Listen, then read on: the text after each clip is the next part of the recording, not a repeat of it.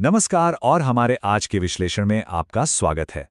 कभी सोचा है कि जब हम दुकान जाते हैं तो एक चीज छोड़कर दूसरी क्यों उठा लेते हैं?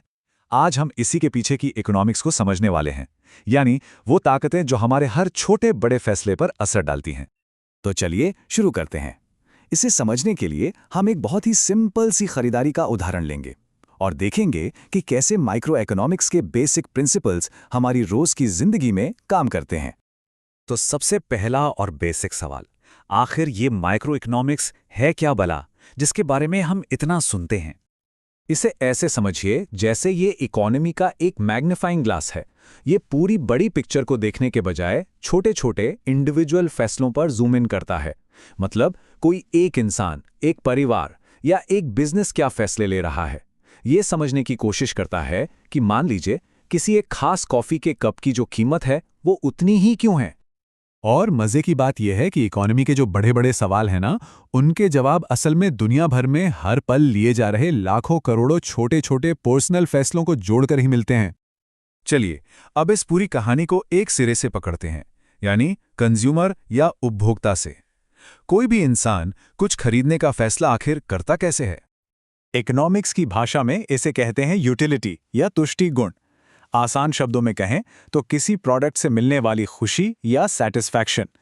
और हम सब जाने अनजाने हमेशा इसी कोशिश में लगे रहते हैं कि अपने पैसों से ज्यादा सैटिस्फैक्शन कैसे हासिल करें। लेकिन यहाँ एक मजेदार सवाल उठता है। सोचिए, क्या पिज्जा का हर स्लाइस उतना ही मजा देता है जितना पहला वाला? नहीं ना। इकोनॉमिक्स में इस बहुत ही कॉमन से एक्सपीरियंस के लिए भी एक नाम है। इसे कहते हैं the law of diminishing marginal utility. नाम सुनने में थोड़ा भारी लगता है, पर आइडिया बहुत सिंपल है। कोई भी चीज जितनी ज्यादा हमारे पास होती जाती है, उसकी हर अगली यूनिट की वैल्यू हमारी नजर में उतनी ही कम होती जाती है। यही वजह है कि कोई अपनी पसंदीदा चीज भी बस एक हद तक ही खा पाता है। तो इसका मतलब ये हुआ कि हम सब हर वक्त अपने दिमाग में एक तरह का कॉस्ट बेनिफिट एनालिसिस कर रहे होते हैं, अपने बजट में सबसे ज्यादा सैटिस्फैक्शन पाने की जुगत में लगे रहते हैं। और जब हम उस सही पॉइंट पर पहुंच जाते हैं तो इकोनॉमिस्ट कहते हैं कि हम इक्विलिब्रियम या संतुलन में हैं। ठीक है, तो ये तो हुई कंज्यूमर की बात। अब सिक्के का दूसरा पहलू देखते हैं, यानी वो लोग जो सामान बनाते हैं, प्रोड्यूसर्स। अब देखिए, प्रोड्यूसर का मकसद तो प्रॉफिट कमाना है, लेकिन किसी चीज को बनाने की जो लागत या कॉस्ट होती है वो सिर्फ रॉ मटेरियल तक ही सीमित नहीं है। इसमें कुछ छुपी हुई कॉस्ट्स भी होती हैं। और यहीं पे एक बहुत पावरफुल आइडिया सामने आता है, अपॉर्चुनिटी कॉस्ट या अवसर लागत।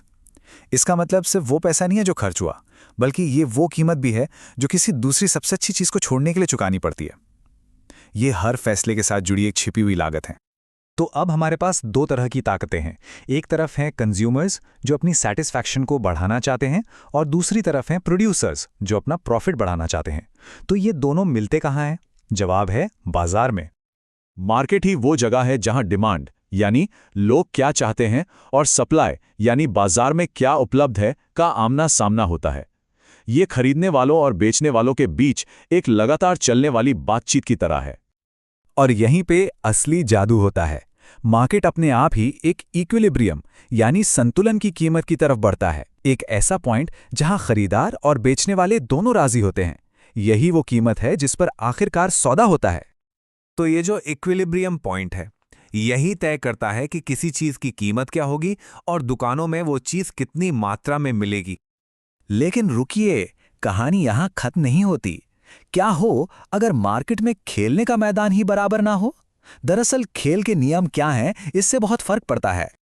जरा सोचिए, एक ऐसा मार्केट जहां बहुत सारी कंपनियां एक ही चीज बेच रही हों और दूसरा मार्केट जहां सिर्फ एक ही कंपनी का राज है। दोनों में जमीन आसमान का फर्क है। एक में कंपटीशन की वजह से अच्छी कीमत मिलती है, तो दूसरे में वो एक कंपनी ही कीमत तय करती है। ये जो सिचुएशन है, ये पावर के पूरे बैलेंस को ही बदल कर रख देती है। जब किसी चीज को खरीदने का कोई दूसरा ऑप्शन ही ना हो, तो एक कंज्यूमर की ताकत बहुत कम हो जाती है। तो सुबह की चाय कॉफी से लेकर दिन भर इस्तेमाल होने वाले ऐप्स तक माइक्रो इकोनॉमिक्स के ये सारे सिद्धांत हर वक्त काम कर रहे हैं, हमारे फैसलों को गाइड कर रहे हैं और हमारे आसपास के दुनिया को बना रहे हैं। अगली बार जब कुछ खरीदने जाएं तो एक पल के लिए जरूर सोचिएगा कि इस फैसले के पीछे कितनी बड़ी इकोनॉमिक्स काम कर रही है।